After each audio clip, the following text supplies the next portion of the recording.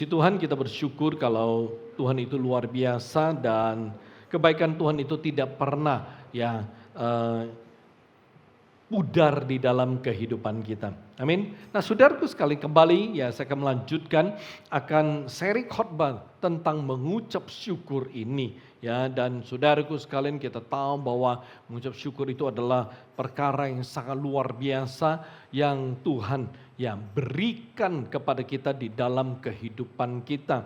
Dan saudaraku sekalian di minggu ini saya akan selesaikan poin kedua dan ketiga dari seri khotbah ini dan saya rindu supaya saudara benar-benar bisa berjalan di dalam hal mengucap syukur ini dan kuasa Tuhan yang dahsyat akan ada di dalam kehidupan kita. Saudaraku sekalian, saya mengajak saudara untuk membaca ayat yang merupakan dasar khotbah tentang mengucap syukur ini. Kita kembali buka bersama Efesus pasal yang ke-5 ayat ke-18 sampai 20 Kita Efesus pasal yang ke-5 ayat 18 sampai 20, saudara catat atau saudara boleh perhatikan firman Tuhan. Dan janganlah kamu mabuk oleh anggur, karena anggur menimbulkan hawa nafsu, tetapi hendaklah kamu penuh dengan roh dan berkata-katalah seorang kepada yang lain dalam mazmur, kidung puji-pujian dan nyanyian rohani. Bernyanyi dan bersoraklah bagi Tuhan dengan segenap hati. Perhatikan ayat ke-20. Ucaplah syukur senantiasa dalam segala sesuatu.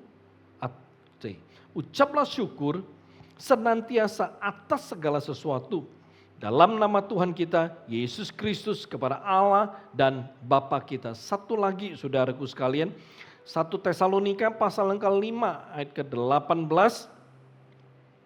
Mengucap syukurlah dalam segala hal, sebab itulah yang dikehendaki Allah di dalam Kristus Yesus bagi kamu. Jadi ayat ini lebih jelas Jadi dikatakan bahwa mengucap syukur itu adalah hal yang dikehendaki oleh Allah atas kita. Jadi dengan kata lain saudaraku sekalian, mengucap syukur itu merupakan salah satu kehendak Tuhan atas kehidupan kita. Jadi saudaraku sekalian, kalau selama ini kita rindu untuk bisa mengerti kehendak Tuhan, kalau kita rindu berjalan di dalam kehendak Tuhan, maka saudaraku sekalian mengucap syukur ini adalah salah satu kehendak Tuhan. Jadi kalau saudara yang mau hidup di dalam kehendak Tuhan, belajar untuk mengucap syukur selalu. Amin. Nah, saudaraku sekalian, kembali saya mengajak saudara untuk melihat tentang apa yang dimaksud dengan mengucap syukur.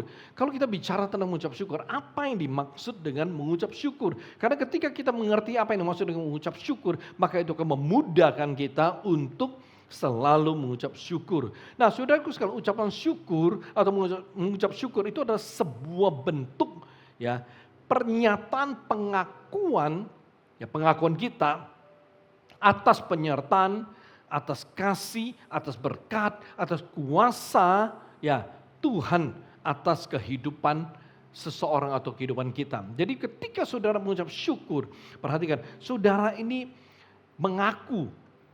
mengakui bahwa ada penyertaan Tuhan, ada kasih Tuhan, ada berkat Tuhan, ada kuasa Tuhan di dalam hidup saudara. Jadi ini hal yang sangat luar biasa. Jadi setiap kali saudara mengucap syukur itu menandakan saudara mengakui bahwa hari ini apa yang saudara lakukan, apa yang saudara peroleh, apa yang saudara alami, apa yang saudara nikmati, itu semuanya dari Tuhan. Oleh sebab itu, kenapa mengucap syukur adalah hal yang sangat luar biasa, sangat indah dan yang bisa menghadirkan kuasa Tuhan di dalam kehidupan kita. Nah, saudaraku sekalian, minggu lalu kita telah belajar kalau kita mau sungguh-sungguh mengerti mengenai hal mengucap syukur, maka kita harus mulai belajar memberi persembahan ucapan syukur. Ini yang minggu lalu kita pelajari, ini adalah poin pertama. Tapi saudaraku sekalian, ketika saya merenungkan kembali poin pertama ini, saya bersyukur kepada Tuhan. Kenapa? Karena Tuhan itu menyingkapkan pengertian yang sangat indah untuk saya. Jadi satu orang yang mengerti mengucap syukur kepada Tuhan, maka di dalam dirinya itu pasti ada karakter memberi. Oke? Satu orang yang mengerti, mengucap syukur, di dalam dirinya pasti ada karakter memberi. Ya, bagi seseorang yang memiliki karakter memberi, maka hal memberi itu bukan masalah bagi dia. Ya, itu bukan masalah bagi dia. Dan hal memberi tidak pernah akan menjadi masalah bagi dia, tidak pernah akan menjadi keberatan bagi dia. Nah, perhatikan, saudara, orang Kristen, satu orang Kristen yang punya karakter memberi, dia tidak pernah merasa bahwa, waduh, aku sudah terlalu banyak nih memberi persembahan kepada Tuhan, enggak pernah. Ya, atau satu orang yang punya karakter memberi tidak pernah akan merasa, kayaknya aku udah sering loh memberi persembahan kepada Tuhan. Kenapa? Karena satu orang yang mengerti memberi ucapan syukur atau satu orang yang mengerti mengucap syukur, dia akan tahu, dia akan tahu bahwa dia tidak pernah bisa membalas keselamatan Tuhan berikan, dia tidak pernah bisa membalas berkat yang Tuhan berikan kepada dia dengan persembahannya. Enggak. Satu orang beri yang selalu punya karakter memberi, dia akan tahu.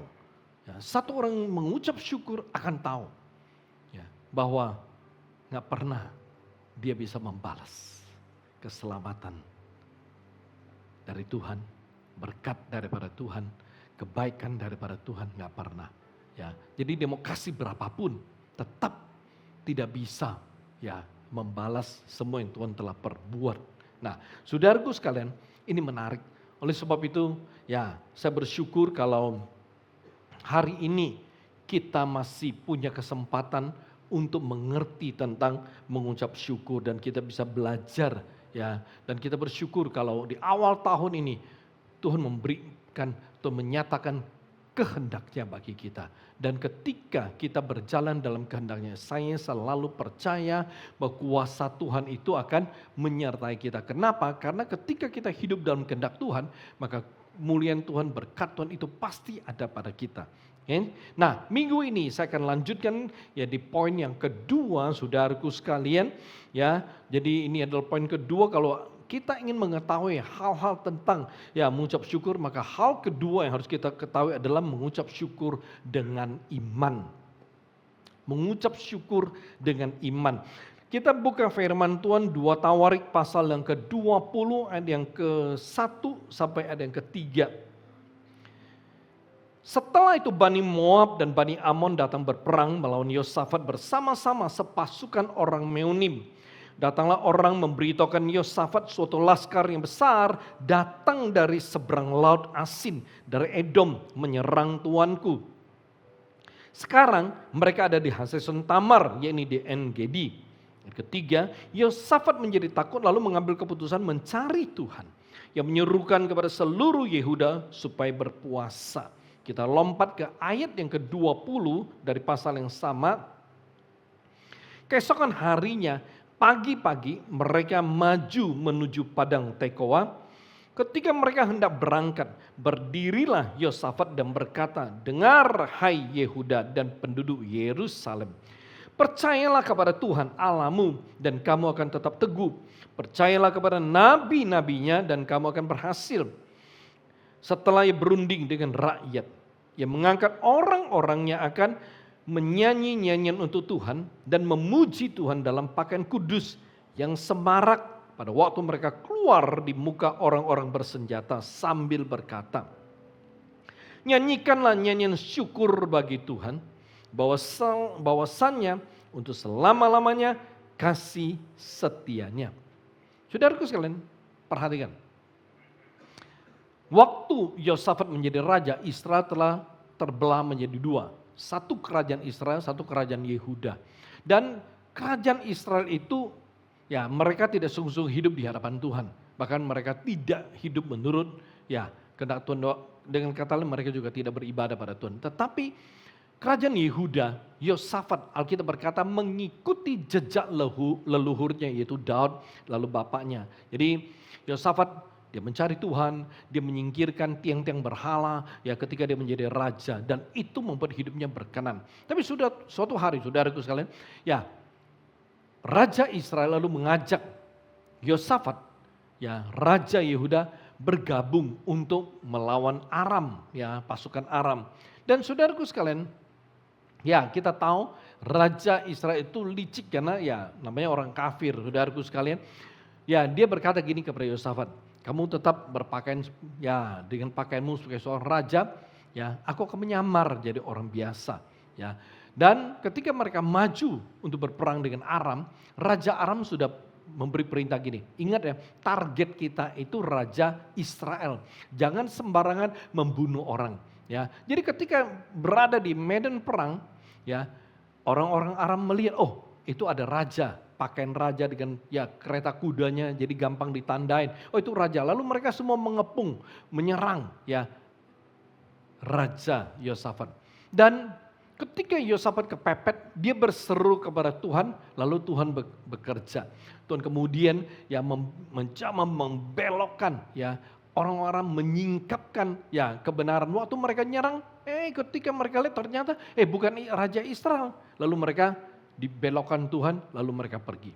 Dan ada salah satu tentara, lalu ya dia menarik panahnya, lalu dia tembak sembarangan gitu loh. Begitu tembak sembarangan, itu panah tiba-tiba mengenai ya Raja Israel yang sedang menyamar, dan itu panah pas-pasan ya kena di celah-celah antara baju jira. Ya, jadi tembus dan kena di badannya. Lalu Raja Israel itu menyuruh ya anak buahnya berkata, mari keluar ya dari medan perang. Dan petang hari dia mati. Kemudian mereka bubar, Yosafat balik. Ya, ketika dia pulang, ya memang dia ditegur oleh Tuhan melalui Nabi Yehu. Dan setelah satu waktu, tiba-tiba Bani Moab, Amon, lalu orang-orang Meunim, mereka bergabung menjadi satu untuk menyerang Yehuda. Jadi setelah menyelesaikan satu peperangan, sekarang peperangan yang satu lagi datang. Dan saudaraku sekalian perhatikan, apa yang Yosafat lakukan. Ketika ada satu pasukan yang sangat amat besar, itu datang dan mau menyerang dia. Perhatikan, ada hal yang sangat menarik yang Yosafat lakukan. Kita tahu kalau kita membaca seluruh perikop ya pasal 20 ini kita akan menemukan Yosafat itu menang perang tanpa berperang. Ya, dia menang tanpa berperang, saudaraku sekalian. Artinya ya dia tidak pernah bertemu dengan lawan tapi lawannya udah mati semua. Kunci kemenangan Yosafat, saudaraku sekalian, Alkitab yang kita baca, firman Tuhan kita baca mengatakan apa?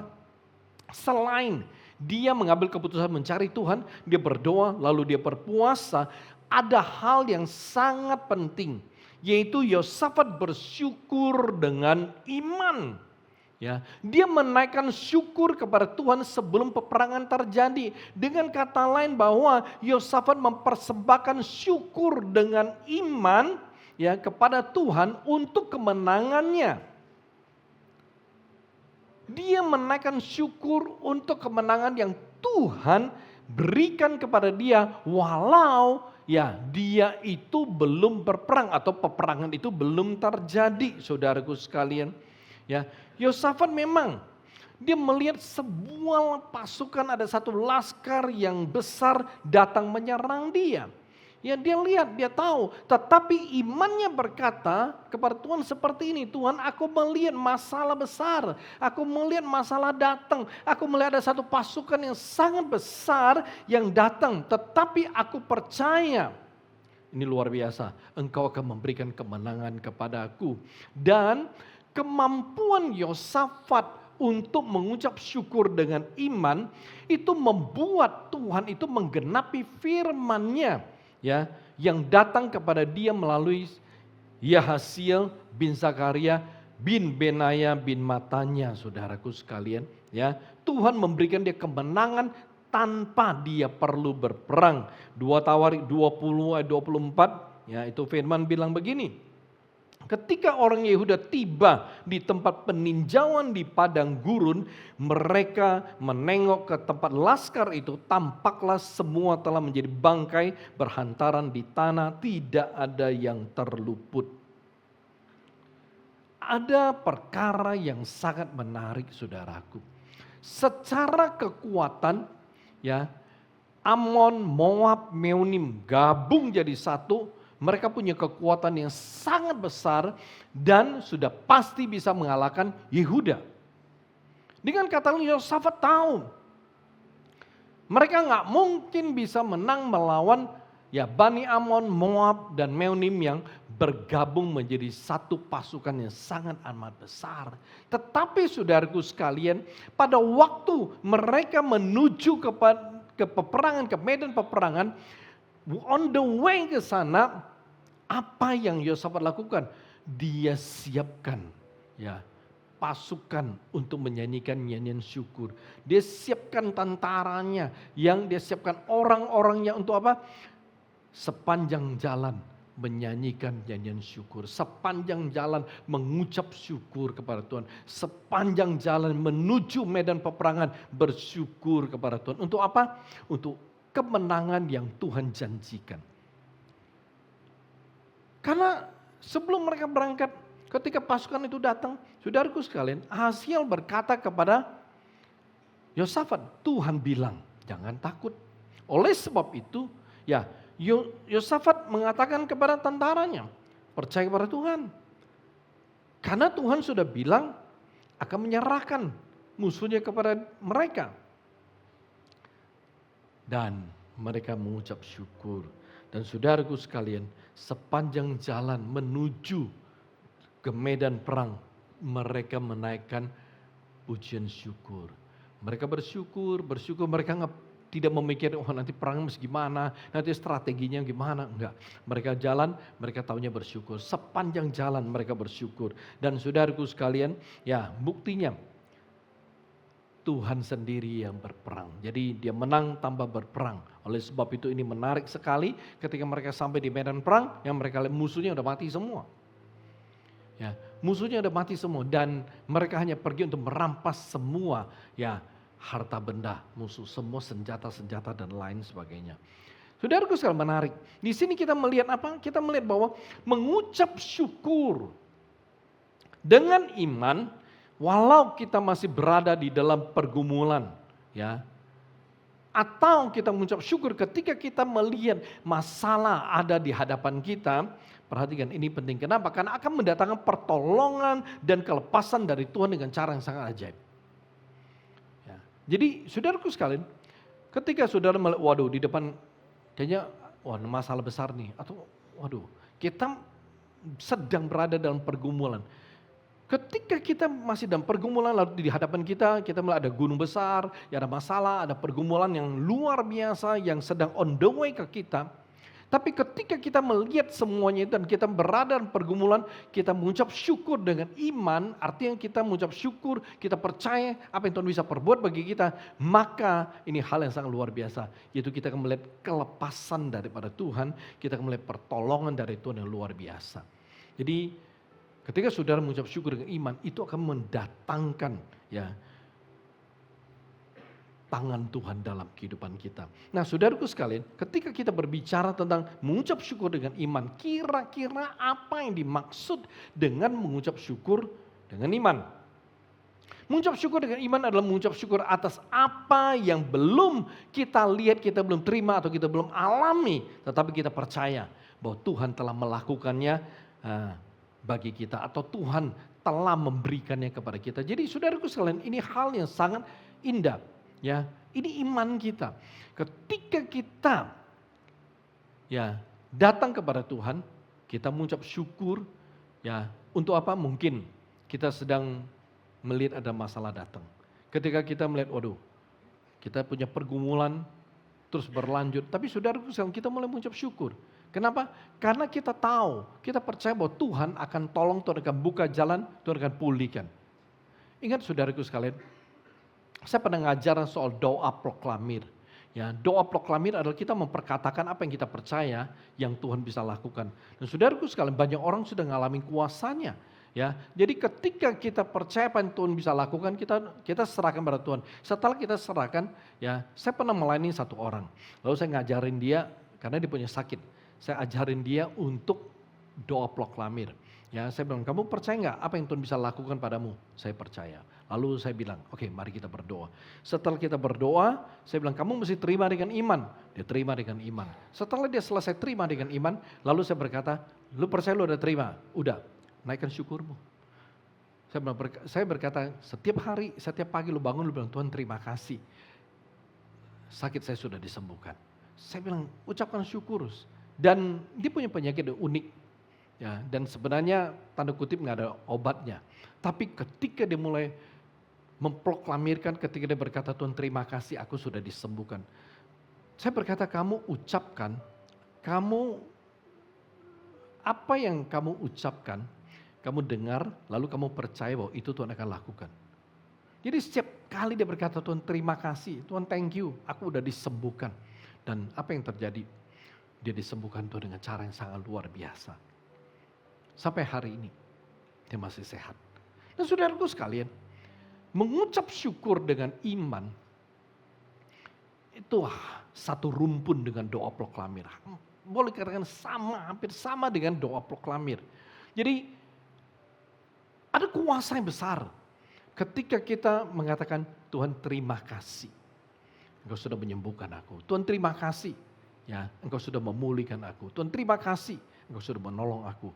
Jadi ketika kita bergumul, ketika kita masih berbeban berat atau ketika kita melihat itu badai sedang menuju ke kita. Tapi kita percaya loh bahwa Tuhan itu penolong kita, dia akan melepaskan kita, dia akan bela kita. Nah, saudaraku sekalian pada saat seperti ini ucapkan syukur. Yosafat, perhatikan. Dia melihat pasukan yang sangat besar. Dia melihat nggak mampu mereka lawan. Tapi Tuhan bilang jangan takut. Dan dia naikkan syukur. Ya, karena dia percaya kalau Tuhan bilang nggak usah takut, maka dia percaya Tuhan akan membelanya. Oleh sebab itu, ya Tuhan belum bela. Tapi dia mulai menaikkan syukur dan itu yang terjadi. Ya, Tuhan membela dia. Oleh sebab itu saudaraku sekalian, ya jadi mengucap syukur dengan iman adalah mengucap syukur atas apa yang belum kita lihat, belum kita alami, belum kita terima. Tapi kita percaya hal itu telah Tuhan berikan, hal itu telah Tuhan kerjakan, hal itu Tuhan lakukan bagi kita. Amin. Nah perhatikan, Yosafat berperang tetapi Yosafat belum berperang, tapi dia sudah mengucap syukur dengan iman. Untuk penyertaan, untuk pimpinan dan pertolongan Tuhan atas dia. Dan dia kemudian melihat kuasa ucapan syukur ya dengan iman di dalam hidupnya. Ada peristiwa lain. Ya, saudaraku saya ajak saudara untuk lihat. Di mana mengucap syukur dengan iman itu akan mendatangkan kuasa Tuhan yang besar. Injil Yohanes 11 ayat 39 sampai 44. Oke, Injil Yohanes pasal ke-11 ayat ke-39 sampai 44, kata Yesus, angkat batu itu. Marta, saudara orang yang meninggal itu berkata kepadanya, Tuhan, ia sudah berbau sebab sudah 4 hari ia mati. Jawab Yesus, bukankah sudah kukatakan kepadamu, jikalau engkau percaya, engkau akan melihat kemuliaan Allah. Maka mereka mengangkat batu itu, lalu Yesus menengadah ke atas dan berkata, Bapa, aku mengucap syukur kepadamu karena engkau telah mendengarkan aku. Perhatikan, Yesus bilang, Bapa, aku mengucap syukur kepadamu karena engkau telah mendengarkan aku. Dan 42, aku tahu bahwa engkau selalu mendengarkan aku, tetapi oleh karena orang banyak yang berdiri di sini mengelilingi aku mengatakannya supaya mereka percaya bahwa engkaulah yang telah mengutus aku. Dan 43, dan sesudah berkata demikian berserulah ia dengan suara keras, Lazarus, marilah keluar. Orang yang telah mati itu datang keluar, kaki dan tangannya masih terikat dengan kain kafan dan mukanya tertutup dengan kain peluh. Kata Yesus kepada mereka, bukalah kain-kain itu dan biarkan ia pergi. Perhatikan saudaraku, terlepas dari kuasa ilahi ya yang Yesus miliki, ya perhatikan, Yesus berdiri di depan makam Lazarus. Lalu sekelilingnya ya ada banyak orang yang sedang berkabung, ada banyak orang menangis. Kenapa? Karena orang yang mereka kasih Lazarus itu telah meninggal. Ya, dan saudaraku sekalian, ya menarik adalah ketika kita perhatikan firman Tuhan, Yesus selalu menyuruh orang menyingkirkan batu penutup makam itu.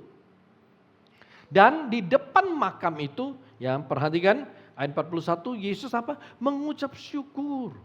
Ya, dan perhatikan, ucapan syukur yang sangat profetik.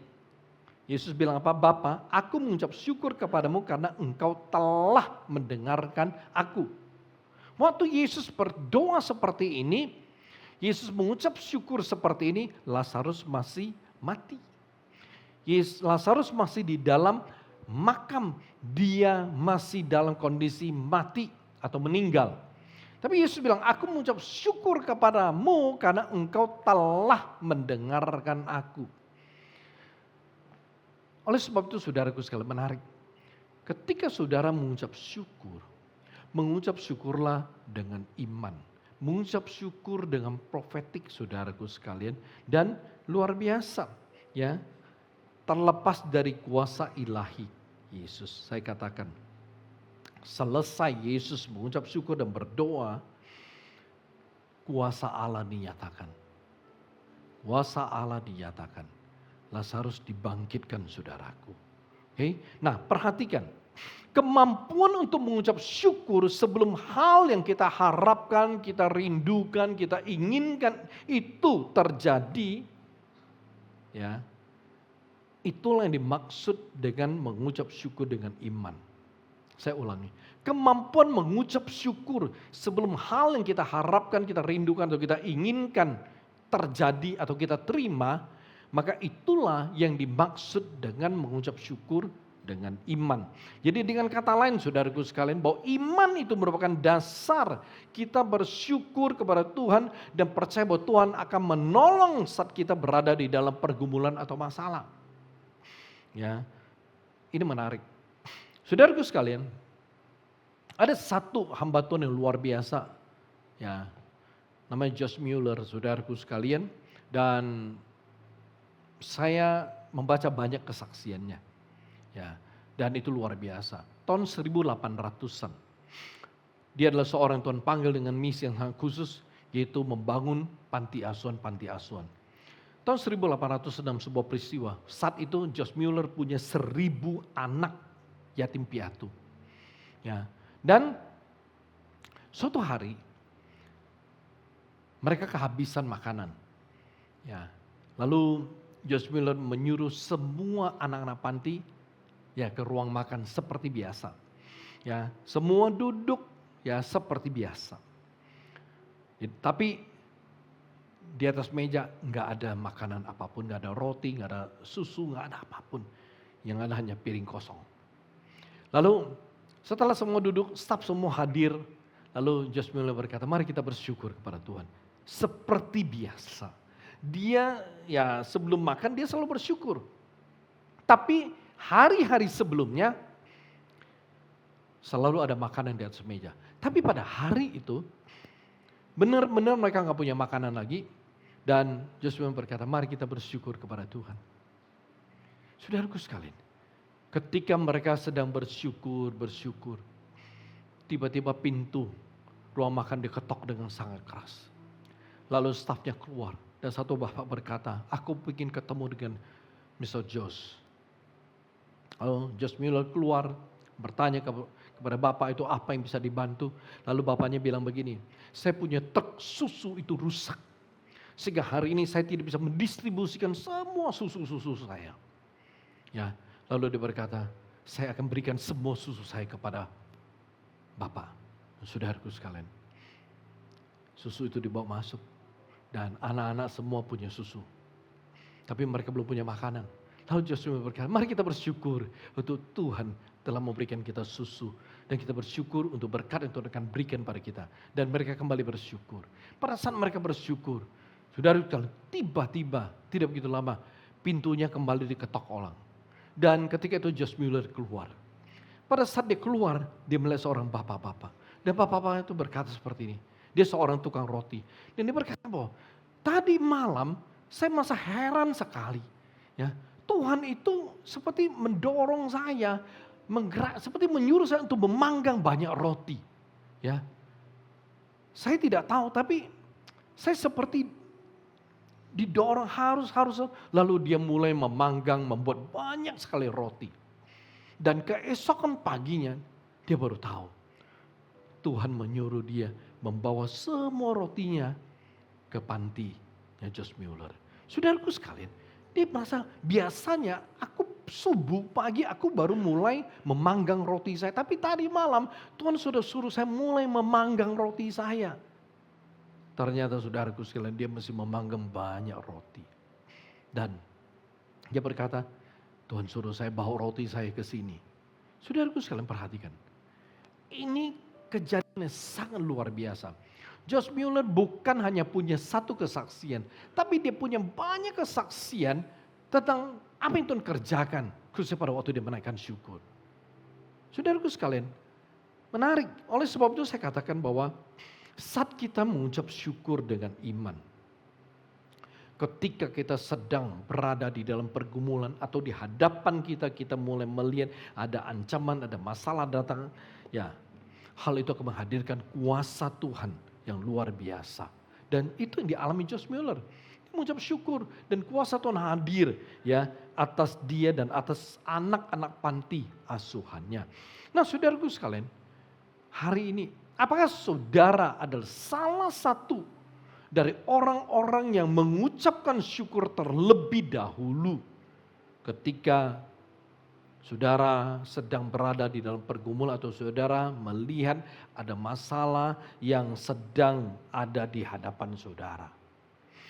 Apakah Anda, saudara, adalah orang yang sanggup bersyukur dengan iman karena percaya bahwa pertolongan dan pembelaan, pemulihan daripada Tuhan pasti akan sampai dalam kehidupan saudara? Saudaraku sekalian, contohnya seperti ini. Misalnya, ketika omset saudara tidak naik berbulan-bulan, apakah saudara masih bisa tetap mengucapkan syukur dengan iman kepada Tuhan? Atau ketika saudara mau menghadapi ujian atau final test, atau ujian masuk, ya, tes masuk universitas yang penuh dengan tantangan, apakah saudara bisa mengucap syukur dengan iman kepada Tuhan? Atau ketika saudara terancam bangkrut, ya, apakah saudara bisa mengucap syukur dengan iman kepada Tuhan? Atau ketika target ya usaha saudara itu tidak tercapai, udah lama, tapi tidak ada perubahan.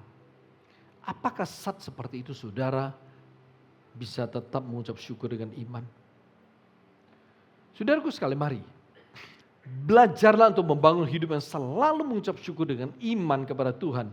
Karena saya percaya saudara pasti akan melihat kuasa Tuhan dalam kehidupan saudara. Ya. Karena pada waktu saudara mengucapkan syukur dengan iman, maka iman saudara akan menarik kuasa Tuhan atas hidup saudara. Iman saudara akan menarik berkat Tuhan atas hidup saudara. Iman saudara akan menarik pemulihan Tuhan atas hidup saudara.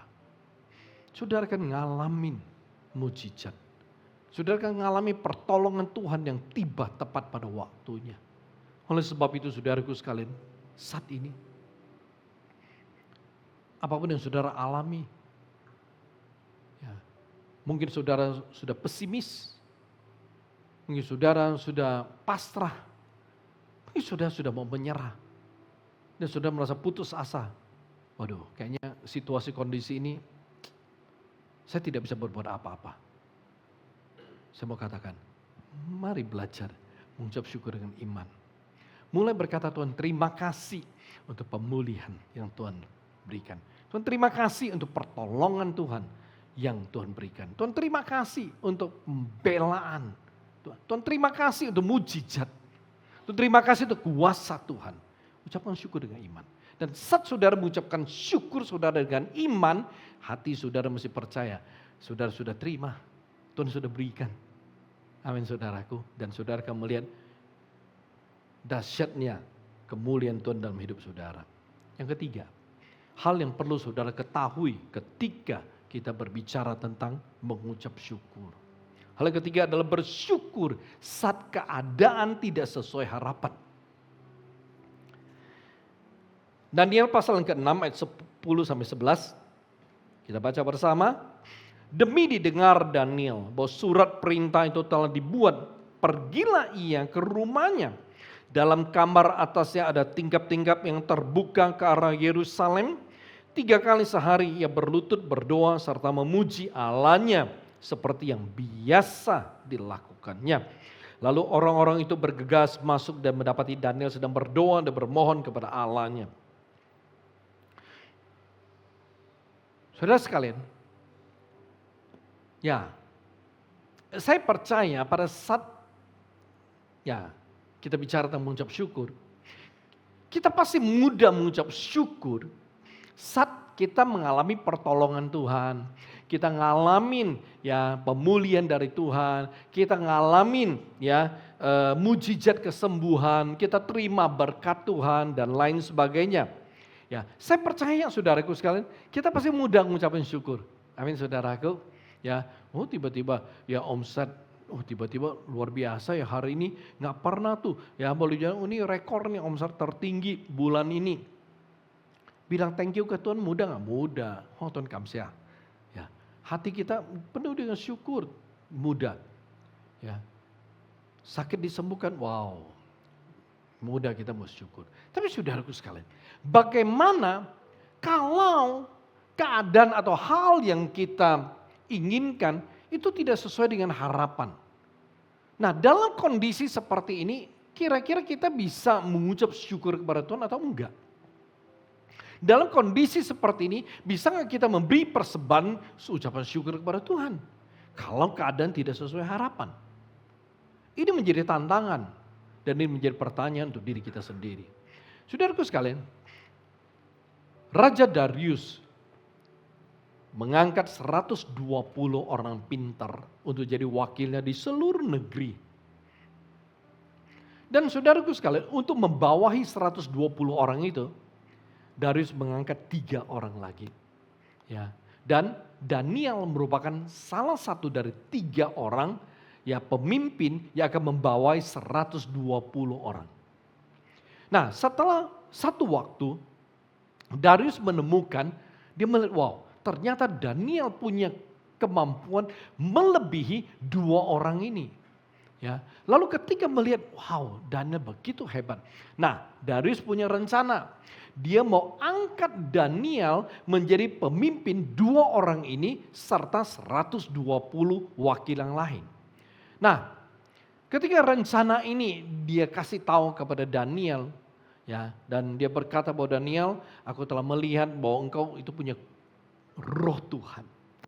Engkau punya kelebihan luar biasa, engkau disertai Tuhan. Maka aku akan mengangkat engkau menjadi orang yang sangat penting. Ya, saudaraku sekalian, perhatikan. Saya percaya Daniel bahagia, senang, bangga ketika Darius akan mengangkat dia menjadi pemimpin di atas pemimpin yang lain. Tapi saudaraku sekalian, perhatikan hal yang luar biasa terjadi. Ya, ketika rencana ini dipersiapkan, ketika Daniel sudah tahu bahwa dia akan diangkat dengan posisi yang sangat tinggi, di mana dia akan menjadi wakil raja, dia akan menjadi orang kedua tertinggi atau orang kedua yang paling berkuasa di kerajaan Darius. Saudaraku sekalian, tiba-tiba dia mendengar Darius mengeluarkan sebuah dekrit. Ya. Dekrit ini adalah bahwa semua orang tidak boleh beribadah kepada Tuhannya.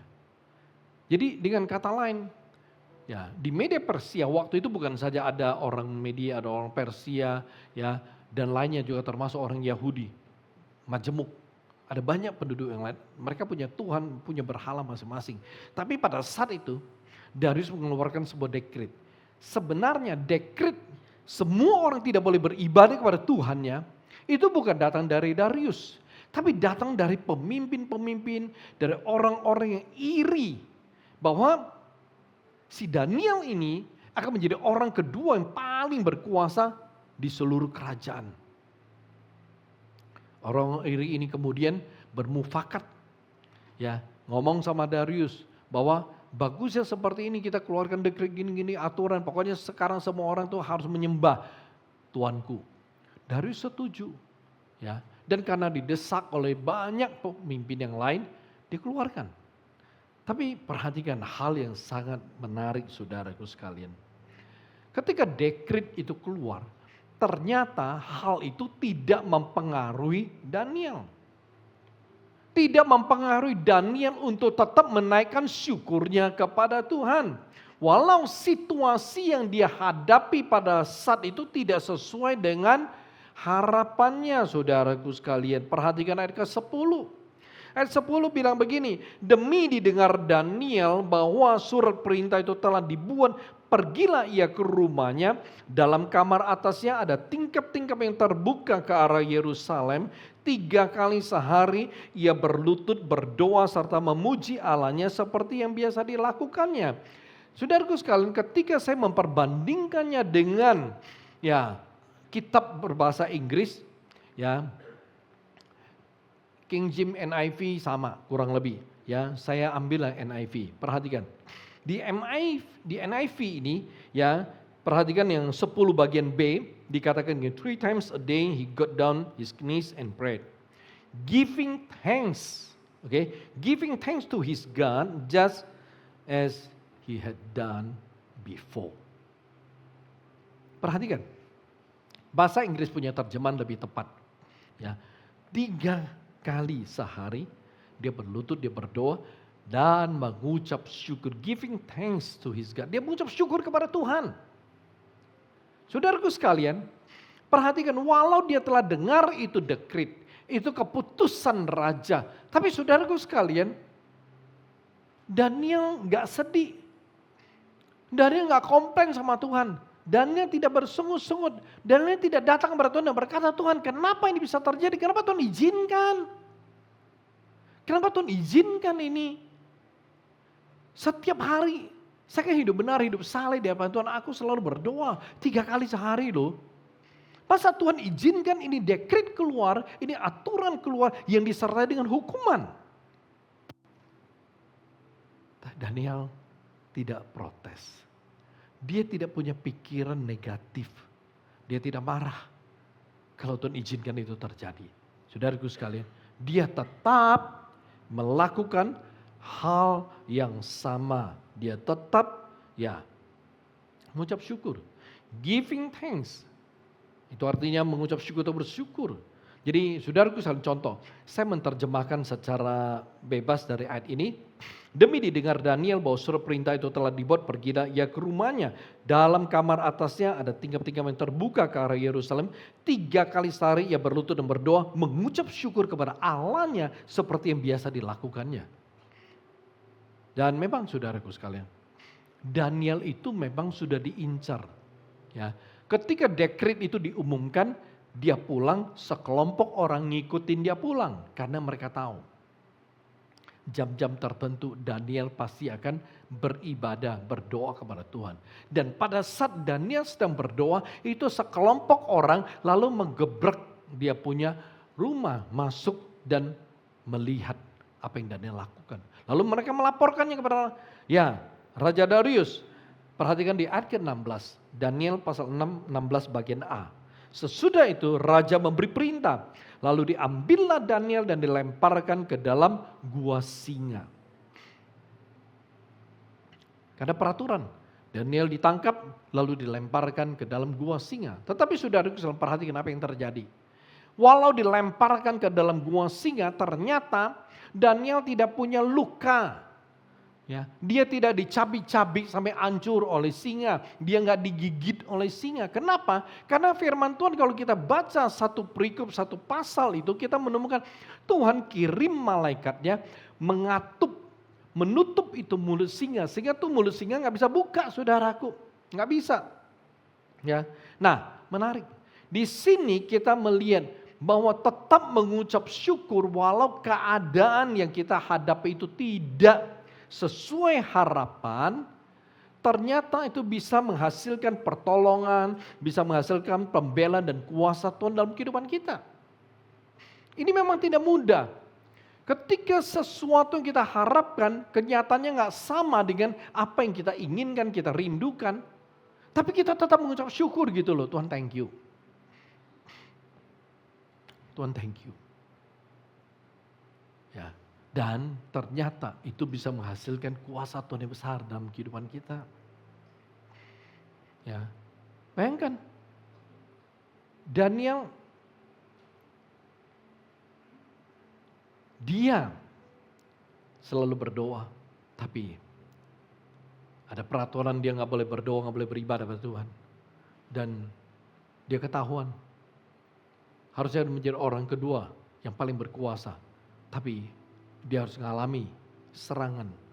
Tapi saudara sekalian, tapi karena dia selalu mengucap syukur. Dekret itu keluar, dia tetap mengucap syukur. Dan ternyata kita bisa melihat ada pertolongan, ada pembelaan, ada kuasa Tuhan dalam hidupnya. Saudaraku sekalian, saudara ingat Yunus? Yunus Tuhan suruh dia ke Niniwe, tapi dia gak mau. Dia ke Tarsis. Ya. Tapi ketika dia menuju ke Tarsis, saudaraku sekalian, apa yang terjadi? Tuhan kirimkan badai. Dan ya, Yunus mengaku gara-gara itu badai, ya maka semua orang terpengaruh gara-gara dia gitu loh. Lalu dengan terpaksa orang kemudian melemparkan dia ke laut. Dan Alkitab bilang atas penentuan Tuhan, satu ikan besar datang. Lalu menelan Yunus. Dan saudaraku sekalian, ketika Yunus terkurung di dalam perut ikan, itu benar nggak sesuai dengan harapannya, nggak sesuai dengan keinginannya. Dia maunya ke Tarsis, tapi Tuhan menggagalkan dia punya tujuan. Malah dia sekarang ditelan ada di perut ikan, bukannya ke Tarsis tapi di perut ikan. Dalam situasi seperti ini, apa yang Yunus lakukan? Yunus tuh nggak marah sama Tuhan, dia nggak kesel sama Tuhan, dia nggak kecewa sama Tuhan. Tapi firman Tuhan bilang apa? Yunus mengucap syukur. Yunus mengucap syukur kepada Tuhan karena Tuhan itu tidak membiarkan dia lari dari panggilannya. Tuhan tidak membiarkan dia itu pergi dari rencana Tuhan. Perhatikan Yunus 2 ayat ke-9. Yunus 2 ayat 9, tetapi aku dengan ucapan syukur akan kupersembahkan korban kepadamu. Apa yang kunasarkan akan kubayar. Keselamatan adalah dari Tuhan.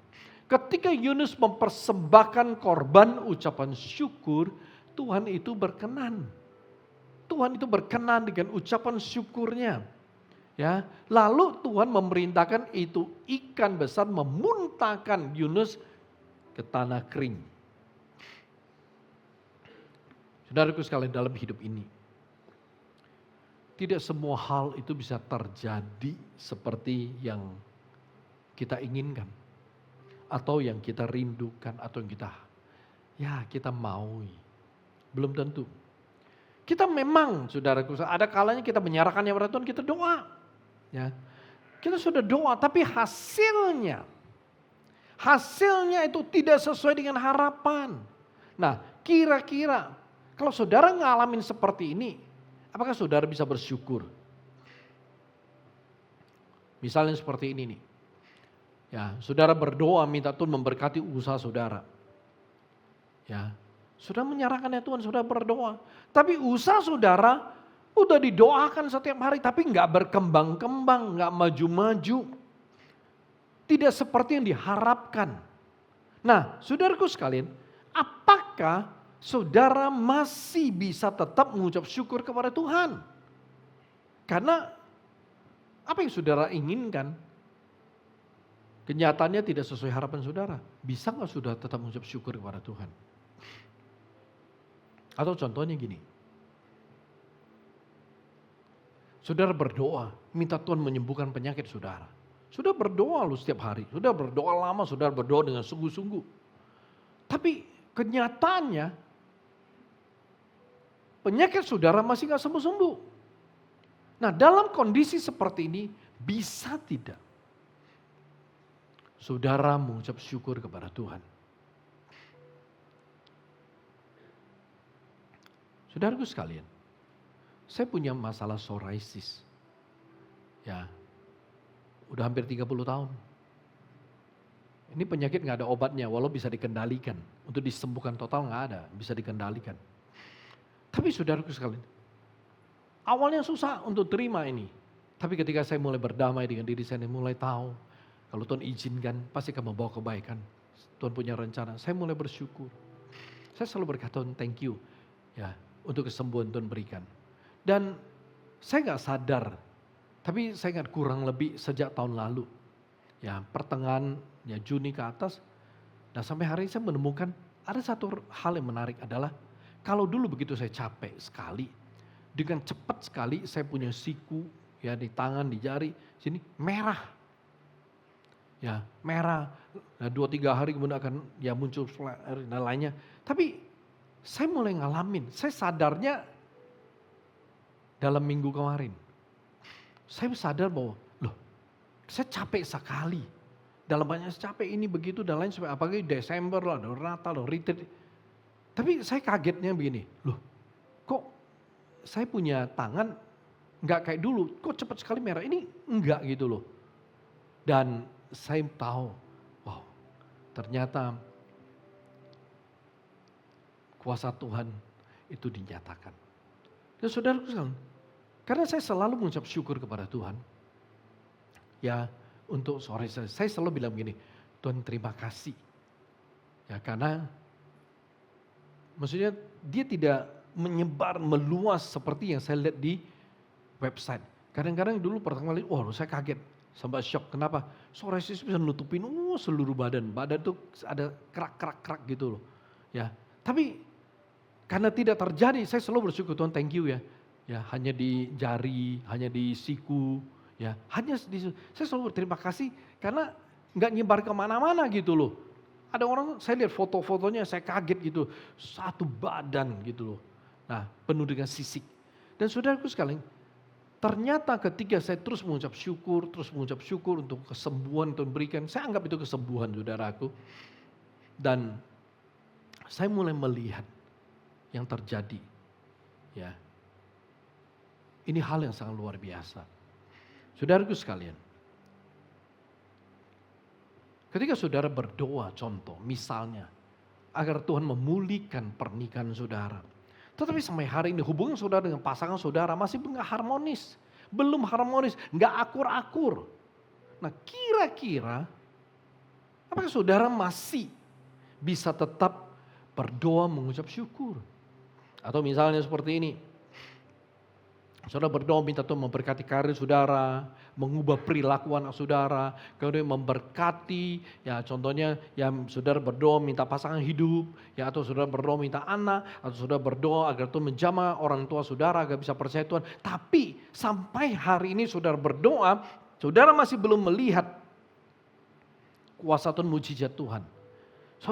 Semua yang saudara doakan, inginkan, itu masih tidak sesuai dengan harapan saudara. Semua yang saudara doakan dengan sungguh-sungguh masih tidak sesuai dengan harapan saudara. Nah, apakah saudara masih bisa tetap mengucap syukur?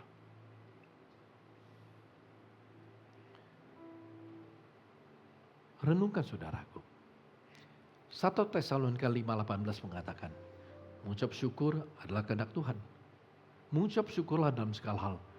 Karena itulah yang dikehendaki Tuhan atas kita. Jadi mengucap syukur adalah kehendak Tuhan. Ini yang Tuhan ingin kita lakukan. Oleh sebab itu saudaraku sekalian, kalau saudara mau membangun hidup mengucap syukur, membangun hidup yang berjalan dalam kehendak Tuhan, membangun hidup yang merupakan apa yang Tuhan kehendaki, maka saudara harus mengerti yang pertama, untuk memberi persembahan syukur. Yang kedua, mengucap syukur dengan iman. Yang ketiga, mengucap syukur saat keadaan tidak sesuai harapan. Kalau saudara bisa mengerti 3 hal ini, saudara bisa belajar berjalan dalam 3 hal ini, saya percaya saudara akan mengerti apa itu mengucap syukur, dan saudara pasti bisa membangun hidup mengucap syukur. Mari kita tundukkan kepala.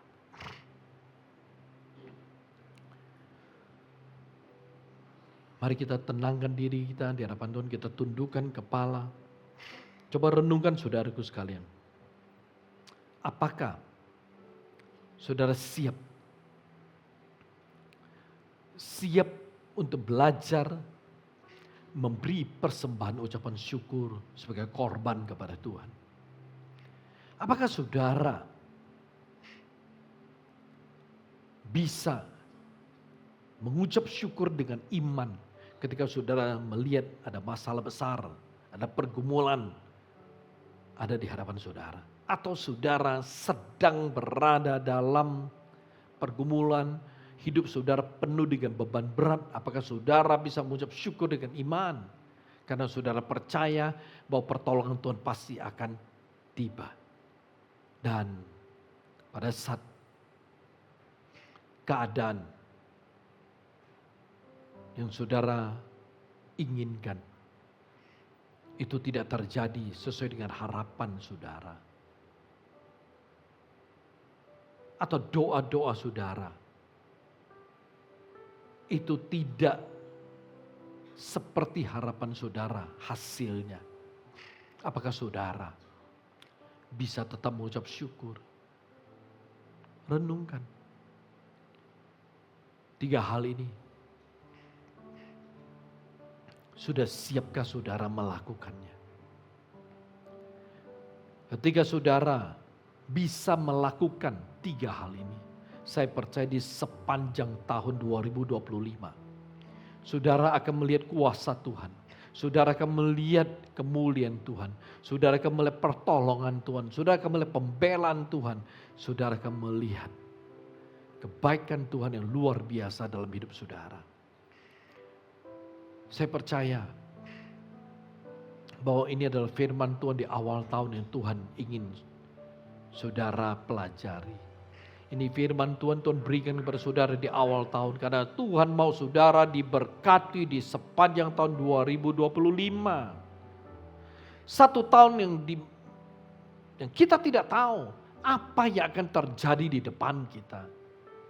Ada banyak hal yang tidak terduga dan tidak bisa dikira, yang belum pasti bisa diperhitungkan dengan tepat ada di hadapan kita. Ada banyak kemungkinan bisa terjadi walau kita telah mempersiapkan diri dengan baik. Tetapi saudaraku sekalian, ketika di awal tahun saudara mulai belajar untuk membangun hidup mengucap syukur, saudara belajar untuk membawa korban persembahan syukur saudara selalu kepada Tuhan, selalu mengucap syukur dengan iman. Ketika saudara melihat apa yang saudara alami dan tetap mengucap syukur ketika keadaan tidak sesuai dengan harapan saudara, maka mujizat itu akan menyertai hidup saudara di sepanjang tahun ini. Mari saudaraku sekalian, saat ini saya berikan waktu kepada saudara untuk berdoa kepada Tuhan. Berdoalah kepada Tuhan dengan sungguh-sungguh. Minta Tuhan berkasih karunia, beranugerah, memampukan saudara untuk punya hidup mengucap syukur. Dan bertekad di hadapan Tuhan dengan sungguh-sungguh untuk membangun hidup mengucap syukur ini. Dan saya percaya ketika saudara bertekad dengan sungguh-sungguh, saudara benar-benar mau, maka Tuhan akan berikan saudara kekuatan. Tuhan akan memampukan saudara. Tuhan akan menyertai saudara. Sehingga saudara berhasil membangun hidup mengucap syukur. Hidup yang Tuhan kehendaki atas saudara. Renungkan. Saya berikan waktu pada saudara untuk berdoa sekarang. Haleluya Jesus. Berbishikian darah basyando.